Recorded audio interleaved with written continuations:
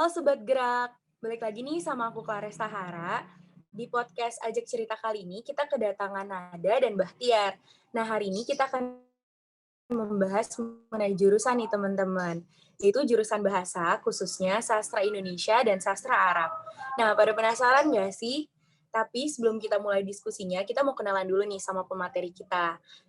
Sama Nada sama Bahtiar, tapi aku mau minta nih karena kalian dari jurusan bahasa, boleh dong Nada pakai bahasa Indonesia yang baik dan benar, dan Bahtiar boleh nanti pakai bahasa Arab ya. Boleh dimulai dari Nada dulu deh. Oke, hai teman-teman semua. Sebelumnya perkenalkan aku, Sabila Nada Rusida dari jurusan Sastra Indonesia, Fakultas Ilmu Budaya Universitas Diponegoro. Salam kenal. Salam kenal Nada. Oke, sekarang boleh Bahtiar nih, pakai bahasa Arab nih boleh. Eh, Halo teman-teman semua. Baik, atasyarrafu an u'arrifa ma'akum nafsi ismi Bahtiar Nur Alam wa amma ana thalibul jami'ah bi jami'ah 11 Maret. Syukron. Salam kenal Syukron. semuanya. Tuh. Artinya apa tuh kalau di bahasa Indonesiain? Jadi atasyarrafu an u'arrifa ma'akum. Jadi perkenankanlah saya untuk memperkenalkan diri. Ismi Bahtiar Nur Alam, nama saya adalah Bahtiar Nur Alam. Wa amma ana thalibul jami'ah, dan saya adalah mahasiswa di Jami'ah 11 Maret, yaitu mahasiswa Universitas 11 Maret atau UNS. Oke, terima kasih untuk perkenalannya. Oke, tanpa berlama-lama lagi kita langsung ke pertanyaan aja kali ya. Udah pada siap belum nih Nada sama Bahtiar? Oke, langsung aja nih. Boleh pertanyaan pertama itu, boleh dong kalian ceritain secara singkat mengenai gambaran umum jurusan sastra dan bahasa. Nah, lebih khususnya gimana sih jurusan sastra Indonesia dan sastra Arab itu? Boleh dari Nada dulu? Oke, kalau semisal nih ya ditanyain tentang gambaran umum, dari title-nya aja udah ada, sastra Indonesia gitu, berarti kita belajar tentang sastranya. Tapi di sini sastranya itu kita mencakup banyak banget hal. Ada dari kesusastraannya, karya sastranya, jenis-jenis karya sastra, dan banyak banget deh tentang sastra gitu. Terus kalau Indonesia, dari title-nya aja kita belajar bahasa Indonesia lah pastinya, tata bahasanya, terus kayak gimana aturan-aturan dalam bahasa Indonesia yang baik dan benar. Tapi, jangan salah nih teman-teman, kalau sastra Indonesia itu nggak cuma belajar bahasa Indonesia doang. Kita tuh nanti ada bahasa-bahasa lain, bahasa-bahasa penunjang yang kita pelajari juga. Kalau aku nih, dapatnya itu ada bahasa Arab, aku juga dapat pelajaran bahasa Arab, aku dapat bahasa Tionghoa bahkan, bahasa Melayu gitu. Jadi kita nggak cuma sebatas yang belajar bahasa Indonesia doang gitu, yang tata bahasanya gitu. Kita juga belajar tentang sastranya, karya sastra, kesusastraan, sama bahasa-bahasa lain juga. Mungkin itu sih gambaran umum dari jurusan aku ya, sastra Indonesia. Oke, makasih Nada. Jadi sebenarnya teman-teman kayak jurusan sastra itu nggak cuman melulu belajar tentang jurusan bahasa Indonesianya sendiri, tapi juga tadi seperti yang Nada bilang kan ada bahasa lainnya juga. Oke, kalau dari Bahtiar gimana nih kalau sastra Arab? Nah, kalau dari aku nih teman-teman, jadi Sasarap itu adalah program studi yang dimana mahasiswa itu tentunya mempelajari keterampilan berbicara, menulis, mendengarkan di bahasa Arab. Dan juga kita disitu kan mempelajari sastra pada umumnya dengan label tadi sastra serta bahasa. Nah, di samping hal tersebut, yaitu kita mempelajari kebudayaan dari Arab itu sendiri secara mendalam dan lebih luas konteksnya. Dan kalau kita berbicara dengan yaitu bahasa, yang dipelajari secara umumnya yaitu ada morfologi, sintaksis, dan lain sebagainya yang menunjang bagaimana kita bisa untuk belajar bahasa Arab itu sendiri. Dan juga pastinya tentunya terjemahan, terus kajian terhadap karya sastra. Nah, seperti apa sih? Yaitu manuskrip, puisi, prosa, syair Arab, bahkan kaligrafi sekalipun, yaitu tulis-menulis dalam bahasa Arab. Dan di luar tersebut yang tadi sudah aku sebut adalah kebudayaan Arab, kita juga bisa mempelajari dalam segi lingkup geopolitiknya nih, yaitu diantaranya adalah diplomasi, bahkan ada juga yaitu jurnalistik. Nah, mungkin kurang lebih gambaran umum tentang prodi atau program studi bahasa Arab ini adalah seperti itu. Wah, makasih Bahtiar, menarik banget ya teman-teman. Jadi sastra Arab tuh nggak cuman kalian belajar bahasa, gimana cara ngomong dan segala macamnya, tapi kalian juga belajar gimana geopolitiknya, kalian belajar gimana kebudayaan Arab itu sendiri. Wah, menarik nih. Oke, pertanyaan kedua ya, seputar jurusan bahasa dan sastra nih. Jadi kalau di jurusan sastra itu, apakah kalian berdua tuh tadinya basic SMA-nya itu jurusan bahasa kah? Atau gimana? Boleh nih dari Nada dulu? Oke, jadi kalau misalnya basic SMA-nya ya, bahkan aku bisa bilang di jurusan aku itu anak-anaknya beragam banget, bener-bener seberagam itu. Di situ ada anak bahasa Tulen dari yang SMA-nya bahasa, ada IPS, ada anak IPA bahkan yang masuk ke sastra Indonesia, terus ada anak agama, SMK, pokoknya terbuka buat semua kalangan yang emang minatnya di jurusan bahasa gitu. Dan kita tuh di jurusan itu nggak ada yang menonjol gitu. Bukan berarti anak bahasa itu selalu bagus nilainya, bukan berarti anak bahasa itu selalu dapat kayak pengetahuan yang lebih banyak gitu. Nyatanya enggak kok, banyak juga anak-anak IPS, anak IPA yang nilainya atau kemampuannya lebih jauh dibanding anak-anak bahasa gitu. Jadi nggak ada kayak generalisir bahwa anak bahasa tuh bakal lebih hebat gitu di jurusan sastra Indonesia tuh enggak gitu. Terus kita juga belajarnya dari awal kok bareng-bareng gitu kan semester 1 tuh masih pengantar-pengantar kan. Dan itu kita belajar sama-sama bareng-bareng dari awal. Jadi nggak ada yang lebih unggul atau nggak ada yang ketinggalan gitu. Jadi semuanya sih kalau di sastra Indonesia sama. Buat teman-teman yang mau masuk sastra Indonesia tapi bukan dari jurusan bahasa, nggak usah takut gitu karena emang kita bakal belajar bareng-bareng kok, belajar sama-sama gitu. Jadi terbuka untuk umum bagi siapapun yang emang minatnya di sastra Indonesia gitu. Oke, jadi sebenarnya sastra Indonesia ini mau dari jurusan IPA, mau jadi IPS maupun bahasa sebenarnya bisa ya masuk ke sastra Indonesia ini ya. Oke, kalau dari sastra Arab sendiri gimana nih? Apakah emang harus secara khusus udah bisa bahasa Arab kah dari awal atau bagaimana? Kalau di sastra Arab sendiri sih sebenarnya nggak harus benar-benar bisa di awal untuk berbahasa Arab itu nggak sama sekali. Itu tidak menjadi halangan dalam kita dalam belajar. Justru di semester pertama itu kita memang difokuskan, kita benar-benar diperkenalkan secara jelas, secara detail oleh guru-guru dan juga teman-teman yang sebelumnya memiliki basic bahasa Arab akan uh, akan sharing di situ. Jadi pada umumnya ya nggak harus kebahasaan pun juga nggak apa-apa lingkupnya. Bisa dari IPA pun bisa, dari IPS pun bisa, bahkan dari bahasanya khusus juga pastinya iya. Dan di luar hal tersebut seperti alih atau agama bahkan juga sama. Mungkin kurang lebih seperti itu.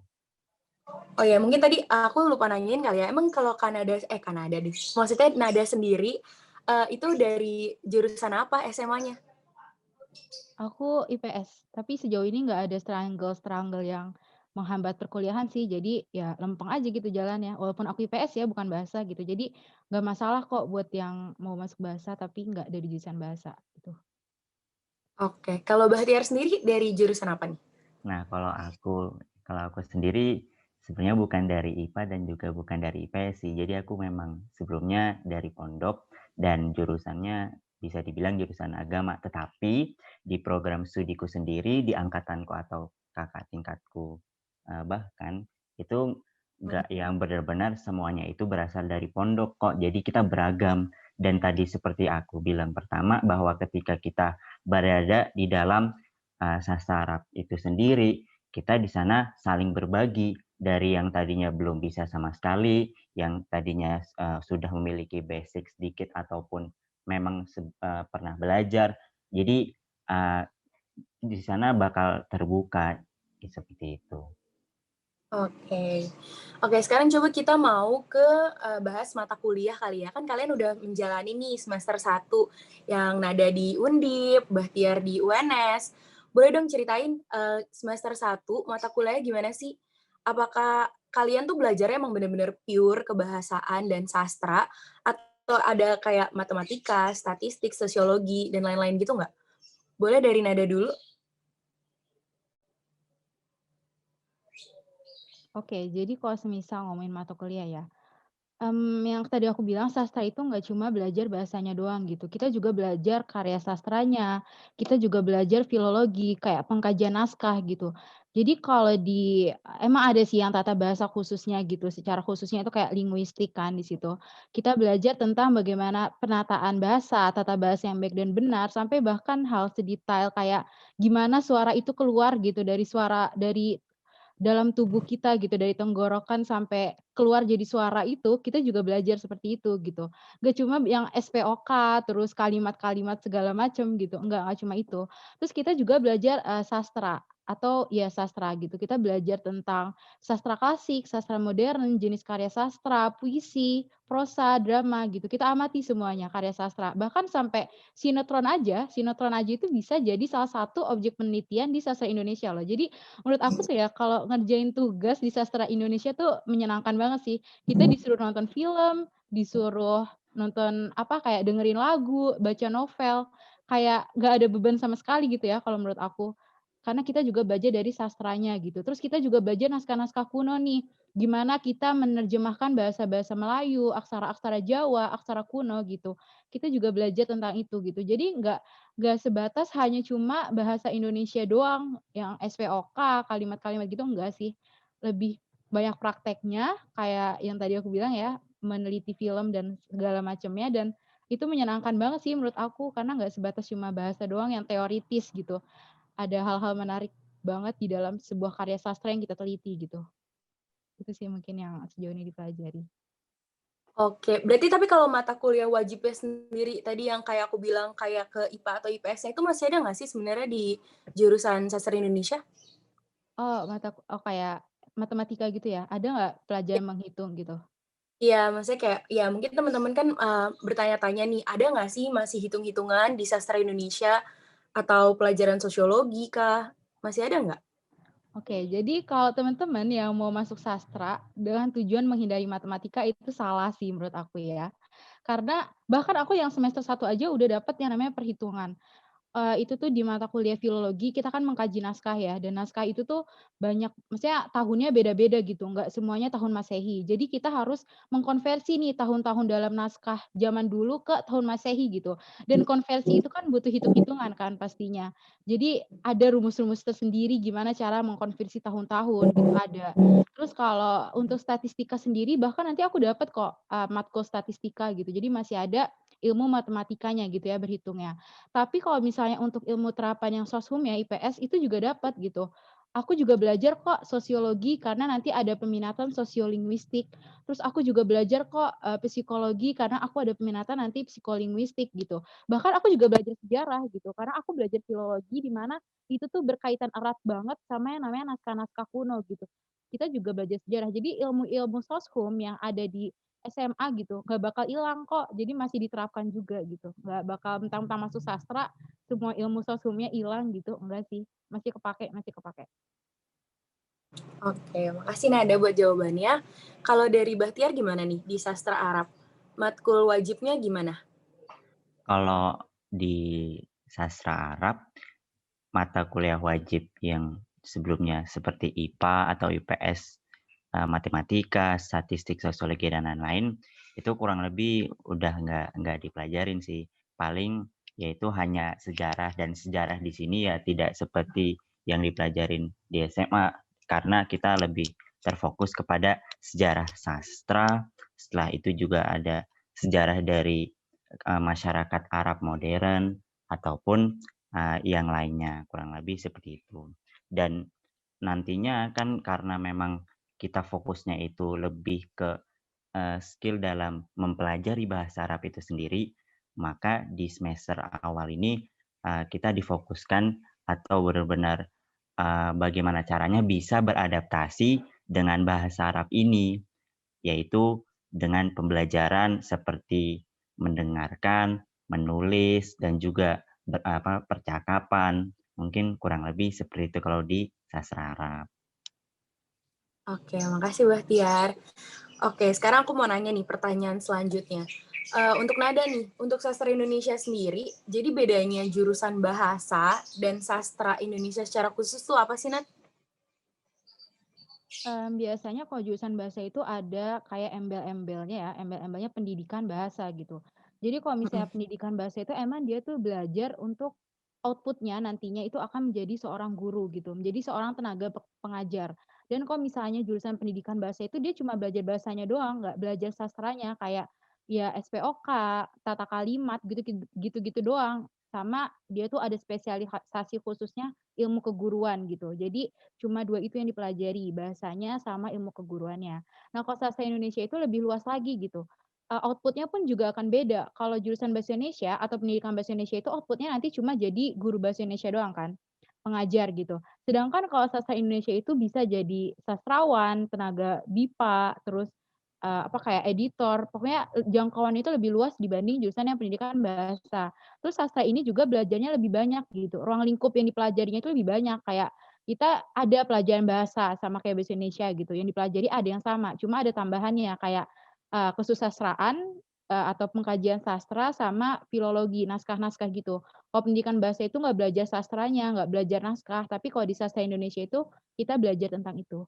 Itu sih mungkin bedanya yang Oke, oke, berarti di sastra Indonesia tuh bisa dibilang lebih luas lah ya jangkauannya dan, pelajarannya kayak lebih mendalam juga gitu kan. Kalau di bahasa Indonesia mungkin kayak lebih terfokus kepada yang mau jadi guru, yang mau jadi tenaga pendidik, seperti itu ya. Kalau sastra tuh lebih luas, oke. Nah, buat Bahtiar nih, kalau sastra Arab sendiri, tadi kan kamu bilang kalau misalnya, nggak wajib, untuk seseorang itu masuk sastra Arab, kalau misalnya dia belum bisa bahasa Arab juga nggak apa-apa kan. Nah, tapi apakah, ada kelas khusus untuk belajar bahasa Arab kah di perkuliahan atau bagaimana? Mungkin teman-teman ada yang masih ragu gitu kan kayak, "Aduh, aku mau masuk sastra Arab tapi belum punya kemampuan bahasa Arab yang baik nih." Gimana nih, Bahtiar?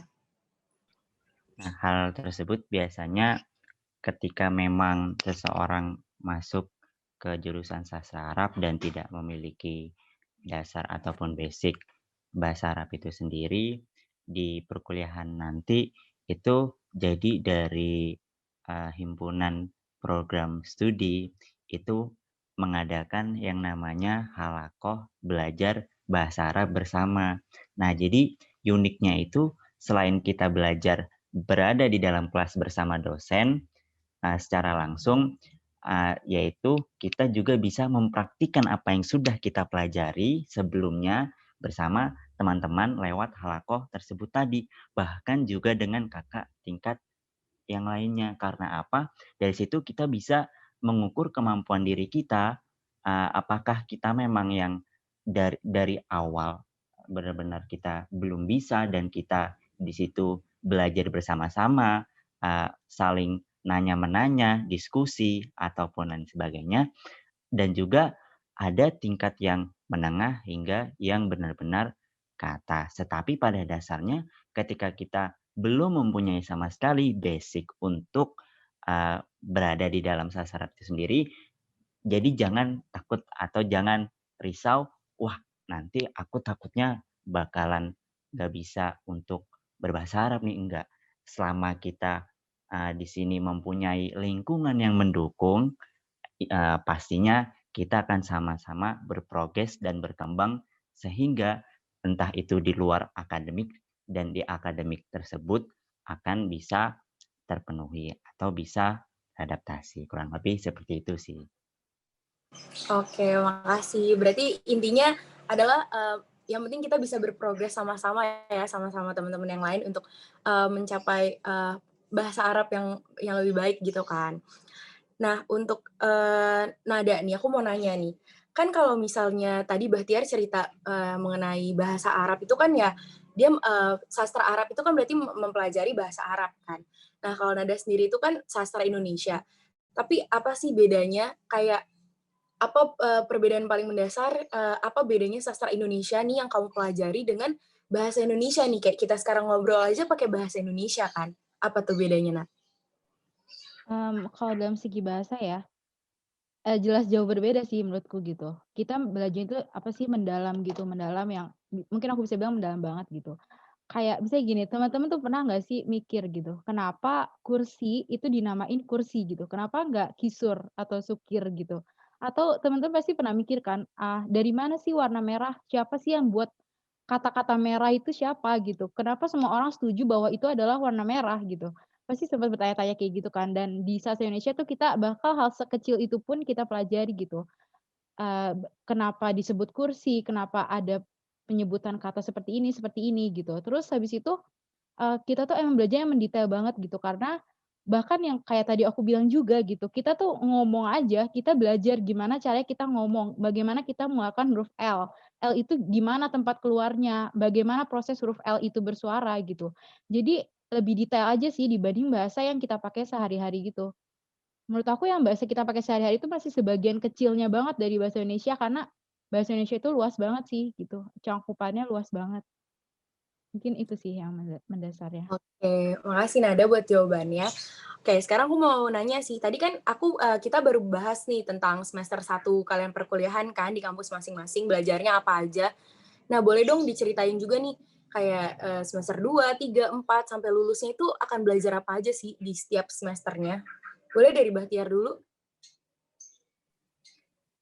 Kalau di sastra Arab sendiri, di semester 1, 2, dan 3 itu difokuskan ke bahasa dasar ya, dasar bahasa Arab.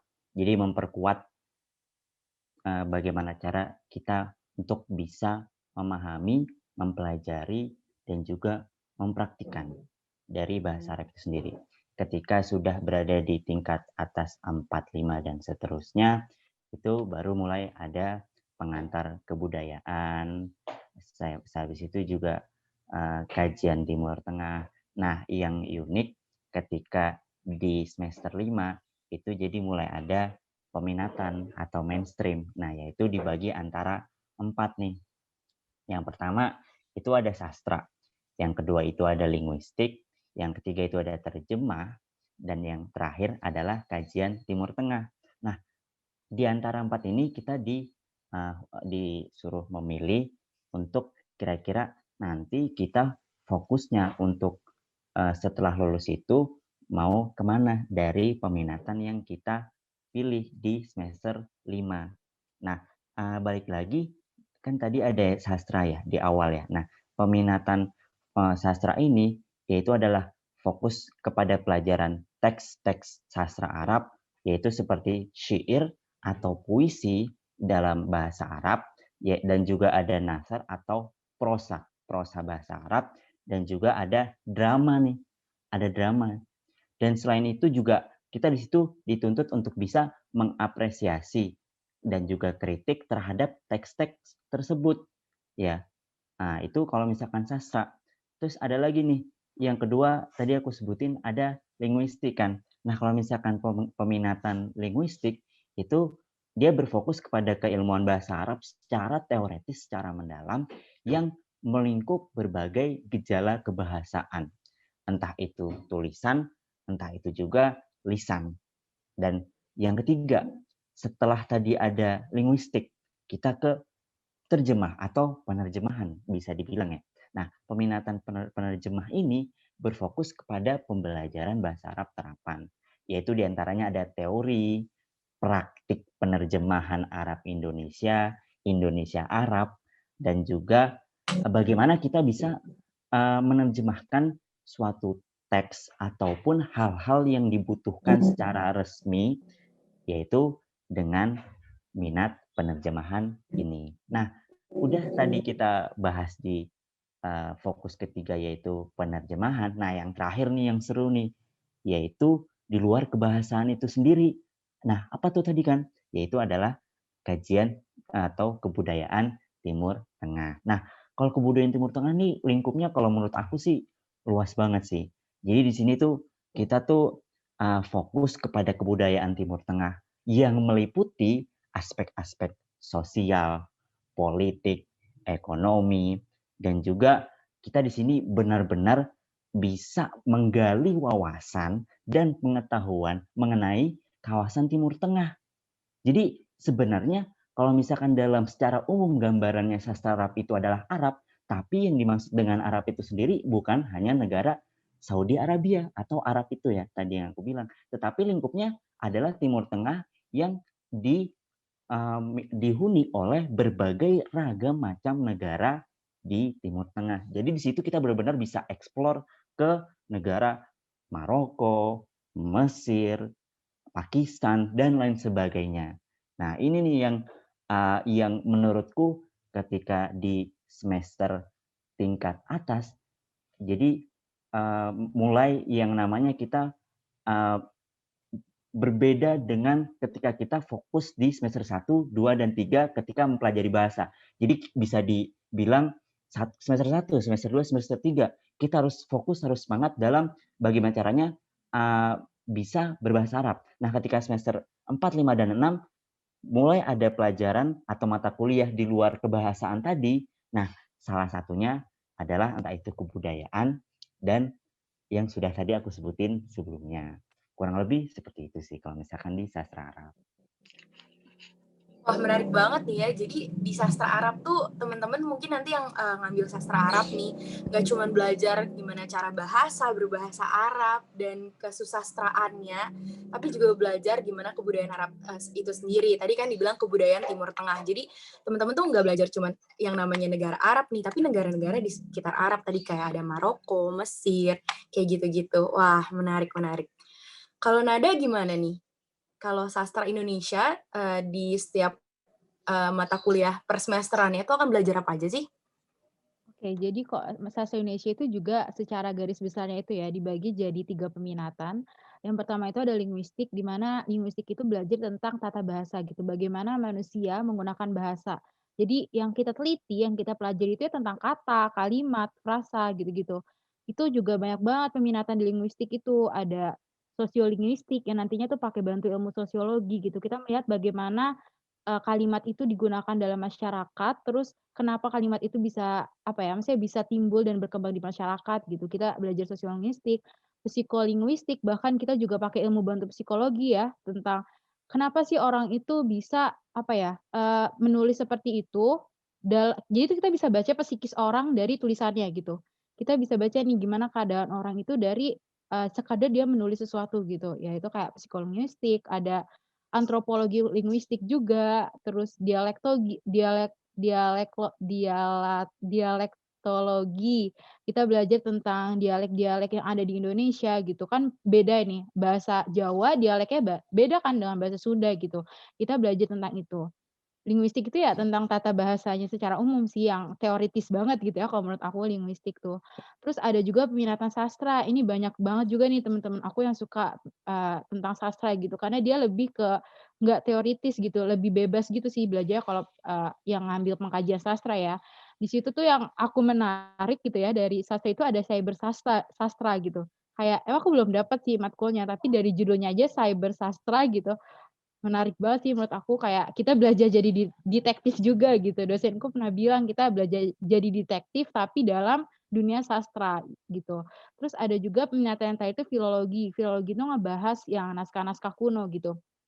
Kita belajar aksara Jawa, Sanskerta, bahkan kita juga belajar bahasa Sanskerta, terus ada juga pengkajian sastra pesantren gitu. Jadi kita belajar sastra-sastra yang Islam-Islam zaman dulu gitu. Terus bahkan juga kita di filologi itu belajar tentang digitalisasi naskah gitu. Gimana kita mengubah naskah kuno jadi naskah modern gitu yang digital gitu. Jadi kita juga secara nggak langsung belajar tentang teknologinya juga gitu. Teknologi digital untuk mengubah naskah-naskah gitu sih.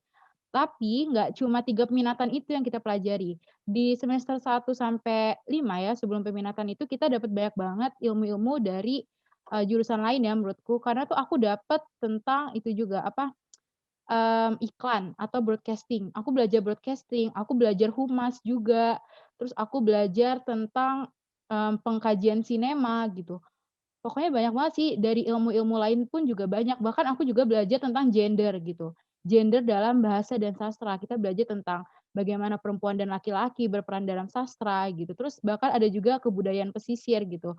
Kita belajar tentang bagaimana keadaan masyarakat pesisir dan lingkungannya di sana, terus kita juga belajar penulisan iklan, copywriting, manajemen pertunjukan juga ada, penyiaran, bahkan kita juga ada kayak matkul buat, public speaking gitu, itu namanya retorika gitu. Jadi kita belajar kayak gimana kita menempatkan, tata cara kita berbicara di tempat-tempat yang seharusnya gitu. Jadi ada matkulnya sendiri sih. Pokoknya banyak banget sih, beragam banget juga menurut aku kalau sastra Indonesia tuh matkulnya, tuh. Oke, tadi aku ini sih menarik banget yang kamu bilang cyber sastra tuh aku penasaran sih sebenarnya cyber sastra lebih dalam lagi tuh kayak gimana, sama yang tadi, aku penasaran sama, bisa baca tulisan bisa baca apa seseorang lewat tulisan ya tadi, psikis psikis apa tadi, Nat? Psikoling Psikis sastra, apa tadi? psikolinguistik. Psikolinguistik, itu sih aku penasaran tuh. Berarti buat teman-teman yang mungkin mau cari tahu lagi cyber sastra tuh apa sih, terus tadi psikolinguistik tuh apa, wah boleh banget nih masuk sastra Indonesia. Nah, aku mau nanya nih sekarang, kalau kuliah praktiknya itu kira-kira gimana sih di sastra Indonesia dan sastra Arab? Ada praktikum gitu nggak atau atau ada kerja di laboratorium gitu kah? Boleh dari Bahtiar dulu?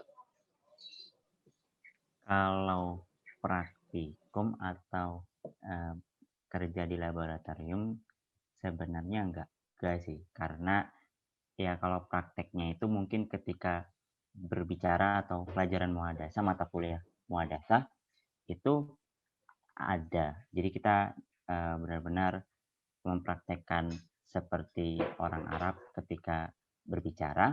Dan kalau misalkan di laboratorium sih mungkin ini ya, alistima atau biasanya itu listening. Nah, itu jadi mungkin laboratorium komputer sih. Laboratorium komputer di situ kita benar-benar uh, mempelajari bagaimana logat orang Arab itu berbicara, dan di situ kita dituntut untuk bisa meniru seperti mereka atau juga menulis apa yang dibicarakan oleh tadi yang didengarkan, kurang lebih seperti itu.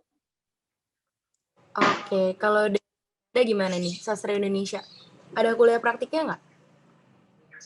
Kuliah praktiknya sih kalau yang di lab gitu nggak ada, cuma mungkin nanti pas retorika gitu ya, ada gimana cara kita ngomong gitu, public speaking.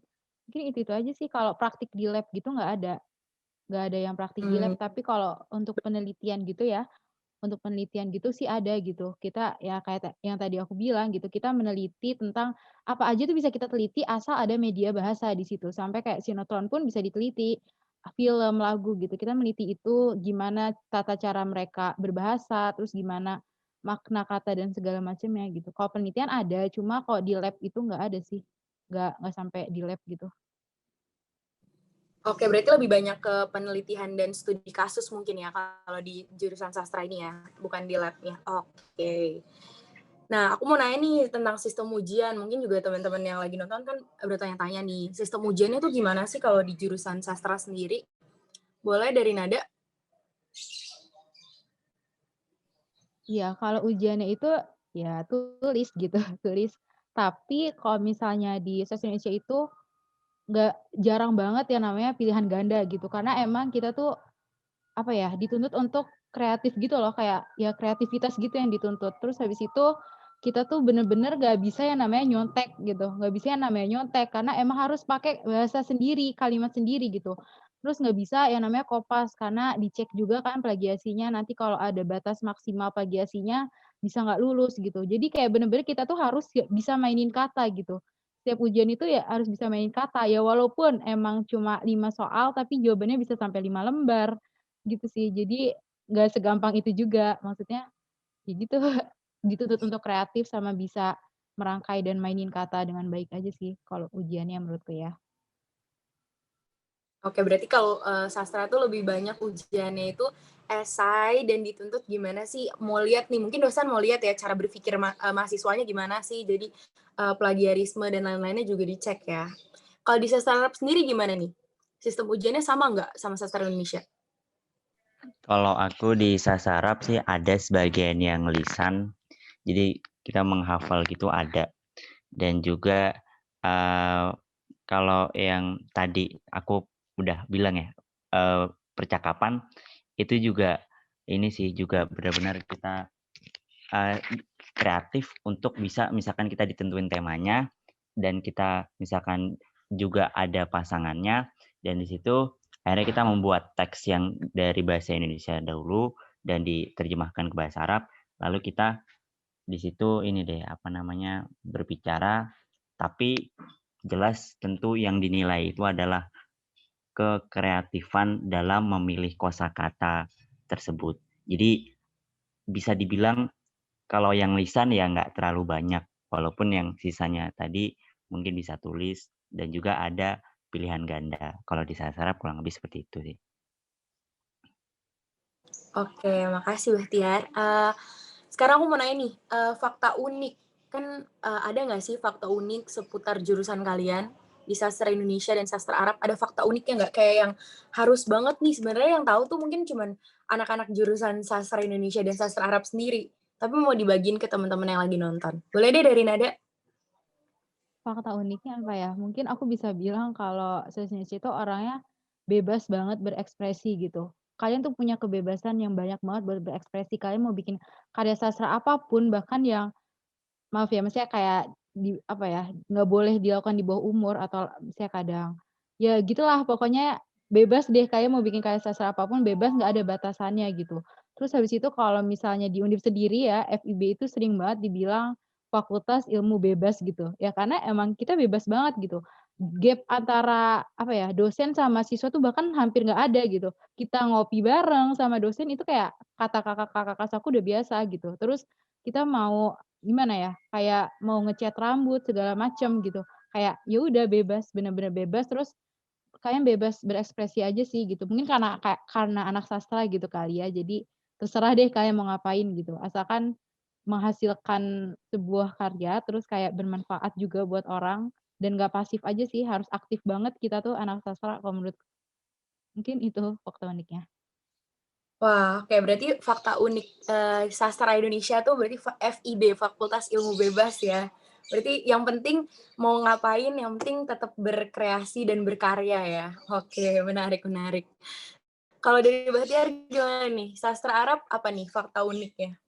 Kalau fakta unik dan juga biasanya jarang diketahuin ya dari orang-orang kebanyakan, yaitu jadi kalau misalkan di aku sendiri, di UNS sendiri, sebenarnya nggak di UNS juga sih, ada di Indonesia program studi sastra itu di beberapa universitas ada yang difasilitasi oleh pemerintah, yaitu khususnya Kemendikbud, dengan adanya student exchange ya, pertukaran studi pelajar, yaitu ke Mesir.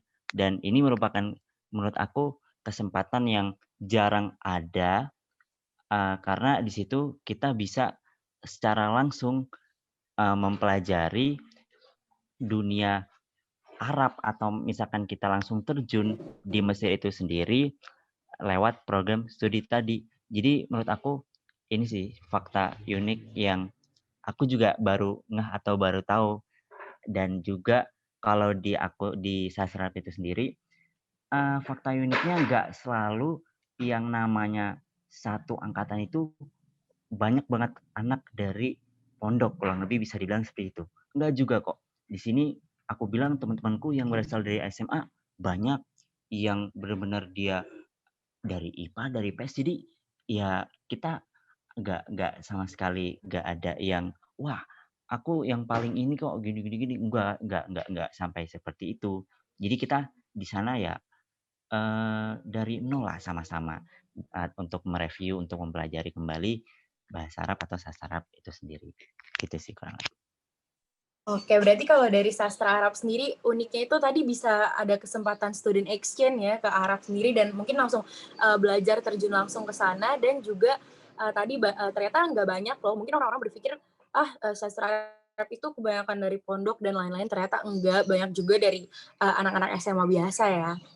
Nah, sekarang nih aku mau nanya nih, mungkin sebagai pertanyaan terakhir juga sih, apa sih yang salah dari pandangan orang-orang awam nih mengenai sastra Indonesia dan sastra Arab? Boleh Nada?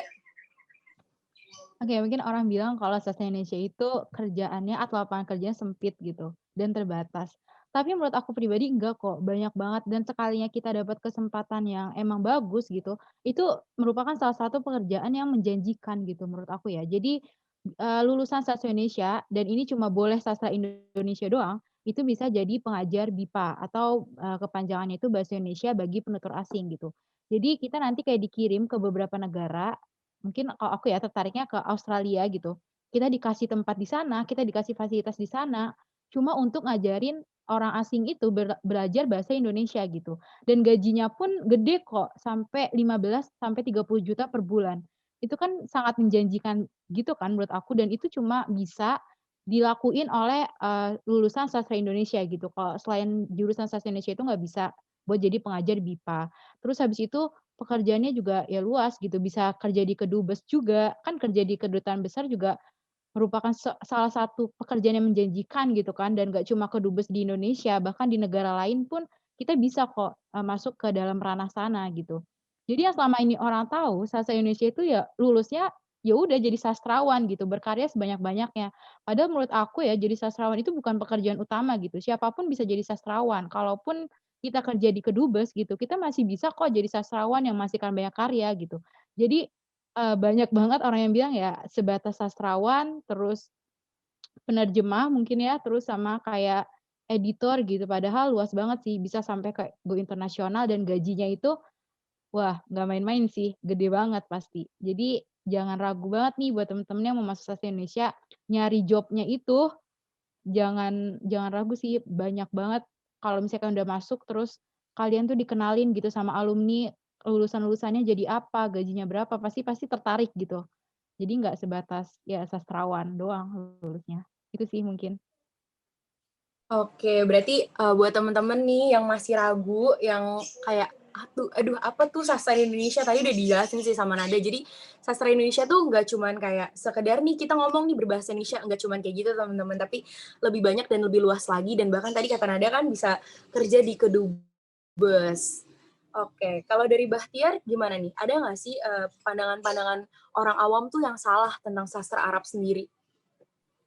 Kalau dari kalau dariku, kebanyakan salah dari pandangan orang awam mengenai jurusan sastra itu sendiri adalah lingkup yang dipelajari adalah sedikit. Padahal bisa diketahui bahwasanya bahasa Arab itu adalah salah satu dari bahasa resmi yang diakui oleh PBB. Jadi, ini udah nggak bisa diragukan kembali bahwasanya, mmm, peluang untuk sastra Arab itu sendiri bisa dibilang luas banget dan bisa, ke mana kalau menurutku. Dan di samping hal tersebut, ketika orang-orang memandang bahwasanya, wah, sastra Arab itu kan berarti bahasanya doang dan seputar sastra, puisi dan sebagainya. Padahal tadi aku udah menjelaskan bahwa Timur Tengah yang seluas itu benar-benar bisa dieksplorasi khususnya dari program studi sastra Arab. Maka kalau misalkan aku bisa bilang sendiri bahwasanya kalau secara umum garis besar sastra, yang notabene itu selain Indonesia, aku bisa bilang seperti itu, entah itu Arab kah, entah itu Cina dan sebagainya. Jadi itu lebih langsung ke peminatan yang ingin dituju. Semisal kita, oh sastra Arab, ya selain bahasanya, tadi akan belajar kajian Timur Tengahnya, kebudayaannya. Terus ketika kita ke sastra Cina, oh ya kita akan mendalami Cina dan juga yang lain juga kurang lebih seperti itu. Nah, ini sih yang menurutku, kebanyakan orang-orang menganggapnya bahwa, "Oh, ya sastra, apalagi sastra Arab, nggak kamu hanya hanya sedikit ininya kok, apa namanya, peluang untuk ke sini atau ke dan sebagainya." Mungkin kurang lebih gitu sih. Oke, jadi mungkin pandangan orang-orang yang salah itu, berpikirnya sastra Arab tuh cuman lingkupnya kecil gitu ya, cuman di situ doang, tapi ternyata enggak, sastra Arab tuh lingkupnya luas banget dan yang tadi sih yang, selalu aku tekenin itu belajar tentang kebudayaannya itu yang dimana pasti, banyak banget kan wawasan-wawasan yang didapat dari pelajaran, tentang kebudayaan itu sendiri.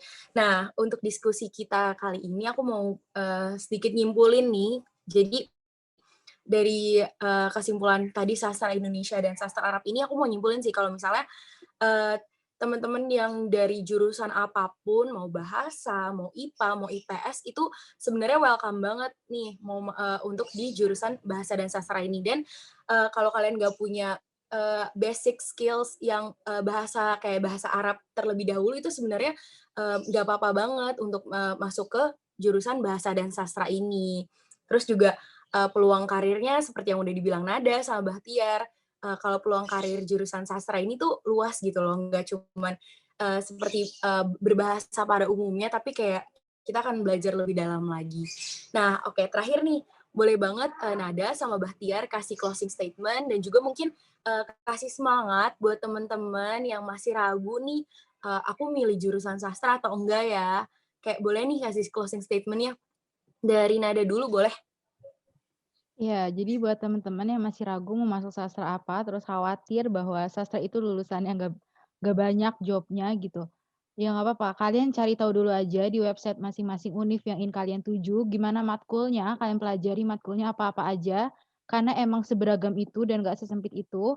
Terus cari juga nih, apa namanya, lowongan kerjanya gimana, kesempatan kerjanya gimana buat jurusan lulusan sastra itu. Nanti pasti kayak pikiran teman-teman bakal terbuka deh. Jadi intinya jangan langsung kayak, apa ya, stigma stigma sastra kayak gini, stigma sastra itu buruk gitu, jangan. Jadi kalian cari tahu dulu deh, cari tahu ke univ yang ingin kalian tuju, gimana matkulnya, terus peminatannya apa-apa aja, kan siapa tahu kalian minat kan gitu, nggak ada yang tahu. Pokoknya jangan dengar stigma buruk dari orang dan jangan langsung ngecap bahwa sastra itu jelek atau lulusannya gimana-gimana gitu. Jadi ya explore lebih dalam aja sih teman-teman. Semangat. Oke, makasih Nada. Kalau dari Bahtiar? Kalau dari aku sendiri, untuk semuanya saja calon-calon mahasiswa yang ingin fokus kepada jurusan sastra, entah itu sastra Arab ataupun sastra yang lainnya, itu jangan sama sekali minder karena kalian belum bisa sama sekali berbahasa Arab atau berbahasa apapun itu. Karena kalau dari aku sendiri, aku dari sastra Arab. Misalkan teman-temanku ada yang dari SMA gitu kan. Jadi dia benar-benar sama sekali belum bisa. Aku kasih semangat seperti ini. Coba deh kita lihat ada berapa banyak sastra program studi sastra yang ada di Indonesia. Kan tadi kan sebenarnya aku udah pernah sebutin lagi ya. Ada sastra Prancis, ada sastra Rusia, ada sastra Cina, ada sastra Jerman dan sebagainya. Apakah mereka yang masuk ke dalam sastra tersebut bisa disimpulkan bahwa keseluruhan memiliki basic sama sekali? Bisa dibilang mungkin ada dan mungkin juga ada yang sama sekali belum.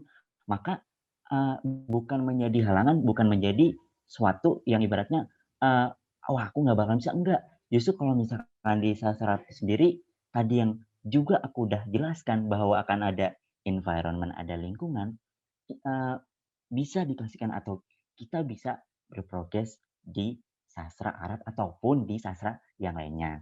Dan juga yang penting jangan takut untuk mencoba, tetapi berdasarkan hasil riset yang jelas dan juga tadi seperti mungkin Nada udah sampaikan betul banget, semuanya harus tertata atau memang kita sudah detail mencari univ manakah, sastra manakah, lulusannya seperti apa, dan juga tidak lupa kita nantinya outputnya itu ingin menjadi apa, itu paling penting. Sehingga yang namanya tujuan dan juga aku bisa bilang penunjang apa yang kita pelajarin itu bisa berbarengan dan juga diikutin dengan berusaha, pasti semuanya akan menjadi lancar. Kurang lebih seperti itu. Jadi untuk teman-teman semuanya semangat cari informasi sebanyak-banyaknya sehingga tidak ada yang namanya salah